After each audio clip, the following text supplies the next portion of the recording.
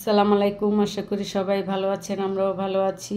মিঠু কিচেনে আবার একটি নতুন রেসিপি নিয়ে চলে আসলাম। আমাদের আজকের রেসিপি হবে কাঁচা আমের জুস বা শরবত, দুই নামেই বলা যায়। তো এই কাঁচা হোক আর পাকা হোক, আম হলেই হবে।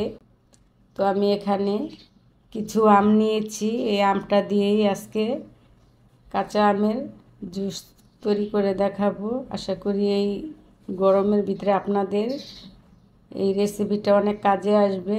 তো কিভাবে তৈরি করব চলুন দেখিয়ে দেই।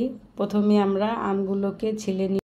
আমাদের আমগুলো আমরা এভাবে পিস পিস করে কেটে নিয়েছি। তো এখানে আমি দুটি আম নিয়েছি, আর দেখতে পাচ্ছেন আমটা কিন্তু ভিতরে পেকে গিয়েছে। তো এই আমটা দিয়ে শরবতটা আরও বেশি ভালো হয়। তো কি কি উপকরণ লাগছে দেখিয়ে দেই। লাগছে এখানে কিছুটা পুদিনা পাতা, আর নিয়েছি এখানে আমি ধনিয়া পাতা, আর স্বাদ অনুযায়ী কাঁচামরিচ, আর এখানে নিয়েছি শরবতের জন্য এই তো স্বাদ অনুযায়ী চিনি, হাফ টেবিল চামচ বিট লবণ, আর নিয়েছি 1 টেবিল চামচ আমরা যে রান্না করে খাই সাদা লবণ, আর লেবুর রসটা দিব। তো এই উপকরণেই কিন্তু এই কলিজা ঠান্ডা করার মতো শরবতটা তৈরি হয়ে যায়। শরবত বা জুস দুই নামেই বলা যায়। তো এই সিজনে আপনারা কিন্তু এই কাঁচা আমের অরিজিনাল স্বাদ পেতে চাইলে এই রেসিপিটা ফলো করতে পারেন। তো আমি এখানে একটি ইলেকট্রিক ঝক নিয়েছি। এই ঝকের ভিতরে এখন এই আমটাকে ঢেলে দিব। আমটাকে ঢেলে তারপরে ব্লেন্ডার করে নিব, তাহলে আমাদের জুসটা রেডি হয়ে যাবে। কাঁচা আমের শরবত শরীরকে চাঙ্গা করে তোলে। এটা ভিটামিন সি এ ভরা, এটা আমরা সবাই জানি। তো আমগুলো সম্পূর্ণই ঢেলে দিলাম। এখন এই যে আমরা যে লেবুটা কেটে রেখেছি, এই লেবুটার রসটাও এভাবে বের করে দিব।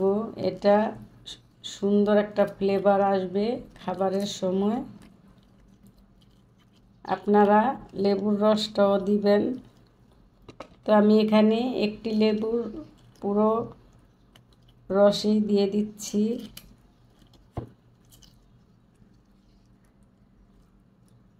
তো লেবুর রসটা দেওয়ার পরে আমি বাকি উপকরণগুলো অ্যাড করব। তো আমার লেবুর রসটা দেওয়া হয়ে গিয়েছে। এখন দিয়ে দিব স্বাদ অনুযায়ী চিনি, যেহেতু টক মিষ্টি হবে। দিয়ে দিলাম রান্নার রেগুলার লবণ, সাদা লবণ 1 টেবিল চামচ। এখন দিয়ে দিব বিট লবণ, এটা ফ্লেভার বাড়াবে। এখন দিয়ে দিব পুদিনা পাতা দিয়ে দিলাম, আর ধনিয়া পাতা অবশ্যই দিবেন। এই উপকরণগুলো দিলে শরবতের টেস্টটা দ্বিগুণ বেড়ে যায়। তো এভাবে আমি সবগুলো উপকরণই মিক্স করে নিব। আর ঝালটা বেশি খেলে, তো আমি এখানে 4টি কাঁচামরিচ দিয়ে দিলাম। আপনারা যদি ঝালের পরিমাণটা বেশি খান তো বেশি দিবেন।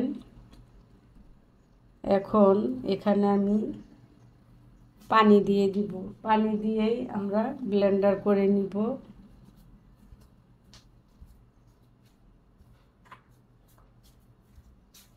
আর এখানে আমি ঠান্ডা পানি দিচ্ছি, আপনারা আইস দিতে যাবেন না। তো এখানে আমি কিছুটা অল্প পানি দিয়েই ব্লেন্ডার করে নিব।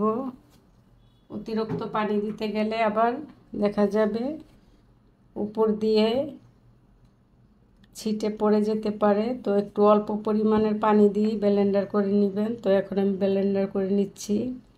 ওটাকে আমি সম্পূর্ণই ব্লেন্ডার করে নিয়েছি, দেখতেই পাচ্ছেন কালারটা কেমন হলো। তো এখন আমরা আমগুলোকে গ্লাসে ঢেলে নিব। তো এই ঘনত্বটা এরকম হয়েছে, দেখতেই পাচ্ছেন।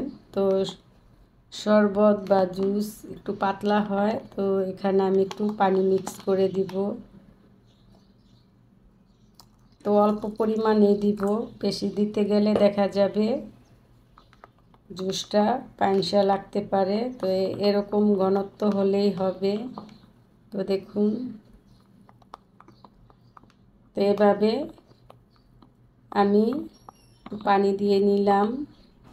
তো আমি এরকম ঘনই রাখবো, আপনারা চাইলে আরেকটু পাতলা করতে পারেন। তো এরকম ঘনত্বটা আমার থেকে ভালো লাগে। তো এখন আমি ঢেলে নিব। তো এখানে একটি গ্লাসে এভাবে ঢেলে নিচ্ছি। তো তৈরি হয়ে গেল আমাদের সুস্বাদু মজাদার কাঁচা আমের জুস। তো এখন আমি এখানে কিছুটা আইস দিয়ে দিব, যেহেতু জুসটা একটু ঠান্ডা করেই পরিবেশন করা হয়। তো আমি এভাবে কিছুটা আইস দিয়ে দিচ্ছি। আপনারা এভাবে আইস দিয়ে পরিবেশন করে নেবেন। তো এই প্রচণ্ড গরমে এক গ্লাস ঠান্ডা ঠান্ডা জুস খেতে কার না ভালো লাগে। সেটা যদি হয় আমের জুস, তা তো কোনো কথাই নেই। তো এরকম মজার মজার রেসিপি পাওয়ার জন্য চ্যানেলটাকে সাবস্ক্রাইব করবেন। ভিডিওটা ভালো লাগলে অবশ্যই একটি লাইক দিয়ে দিবেন, বেল আইকনটা প্রেস করে নেবেন পরবর্তী ভিডিও পাওয়ার জন্য। আর আমার আমের এই জুসটা কেমন হলো অবশ্যই কমেন্ট করে জানাবেন। তো ভালো থাকবেন, সুস্থ থাকবেন। আল্লাহ হাফেজ।